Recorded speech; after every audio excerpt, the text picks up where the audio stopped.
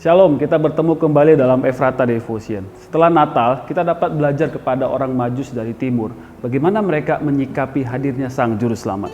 Kita perlu review ya profil mereka. Dikatakan dalam Matius 2 ayat 1, sesudah Yesus dilahirkan di Bethlehem di tanah Yudea pada zaman Raja Herodes, datanglah orang-orang Majus dari timur ke Yerusalem. Orang-orang Majus ini lebih dari satu, tidak disebutkan persis berapa jumlahnya.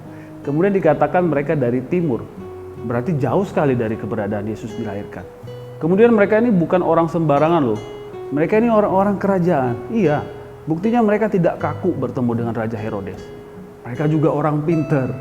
Mereka punya ilmu perbintangan. Dan mereka juga orang kaya. Buktinya dari persembahan yang dibawa, emas, kemenyan, dan mur. Luar biasa ya. Bagi dunia atau kebanyakan orang, mereka itu luar biasa karena mereka kaya dan punya status. Tapi yang lebih luar biasa dari mereka, yaitu mereka mencari Yesus. Matius 2:2a dikatakan, dan bertanya-tanya, di manakah dia, raja orang Yahudi yang baru dilahirkan itu?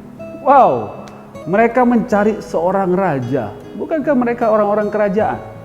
Mengapa mereka mencari seorang raja? Mereka seperti orang yang kehausan tapi meminum air laut yang tidak bisa memberikan kesegaran dan kelegaan.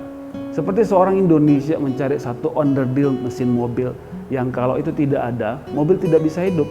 Walau onderdilnya mungkin hanya ada dijual di Jerman sana dan harus pergi ke sana untuk membelinya. Orang-orang Majus ini mengetahui siapa yang bisa mengisi kekosongan dalam hidup mereka. Dan hanya satu yang dapat menempatinya, yaitu Raja orang Yahudi, Yesus Kristus. Yesus Kristuslah yang paling prioritas dalam hidup mereka. Bagaimana dengan kita? Apakah Yesus Kristus yang paling prioritas dalam hidup? Atau kita lebih tertarik dengan hal-hal dunia ini?